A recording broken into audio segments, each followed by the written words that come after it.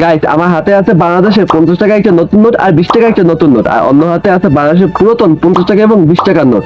এই দুটোকে আমরা এবার কম্পেয়ার করে দেখবো যে কোনটার ডিজাইন কেমন। তোমরা দেখতে পাচ্ছ আমার হাতে আছে 20 টাকা বাংলাদেশের নতুন নোট এবং সামনের দিকে আছে বাংলাদেশের পুরাতন 20 টাকার নোট। এই দুটো তোমরা সাইজটা দেখতে পাচ্ছ, আমি কিন্তু একসাথে মিলিয়ে রেখেছি।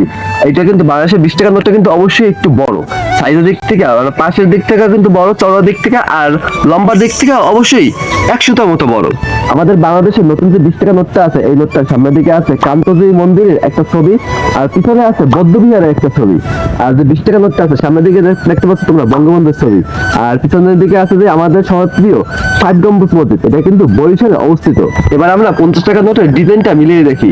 পুরাতন 50 টাকা নোটের পিছন দিকে কিন্তু আছে ময়দিয়ার একটা ছবি, এটা কিন্তু জয়নুল আবেদিনের একটা ছবি, আর সামনের দিকে আছে বঙ্গবন্ধুর একটা ছবি, তোমরা কিন্তু দেখতে পাচ্ছ। আর যে 50 টাকা যে নতুন নোটটা আছে এটার পিছনে কিন্তু শিল্পাচার্য জয়নুল আবেদিনের ছবি আছে, কিন্তু এটা হলো সংগ্রামী একটা ছবি। আর সামনের দিকে আছে 50 টাকা নোটের আহসান মঞ্জুরের একটা ছবি। আমরা যদি এই নতুন নোট এবং পুরাতন নোটগুলো হাতে নিয়ে ফিল করি যে এইগুলো কেমন লাগে, এই পুরাতন যে 20 টাকা এবং 50 টাকার নোটটা আছে, এই নোটটা কিন্তু কাগজ কাগজ একটা কেমন জানি লাগে। আর তোমরা যদি এই নোটটা দাও, তোমাদেরকে হাতে নেওয়ার পরে তোমাদেরকে মনে হবে যে হ্যাঁ, হাতে কিছু একটা নিয়েছে, অবশ্যই এটা কাগজ নয়। আমার কাছে 50 টাকার নোটটা কিন্তু বেশি ভালো লাগছে। আর 20 টাকার নোটটা কেমন লাগছে তোমাদের কাছে, এই 50 টাকার নোটটা থেকে তোমরা এটা কিন্তু অবশ্যই আমাদের কমেন্ট বক্সে জানিয়ে যাবে।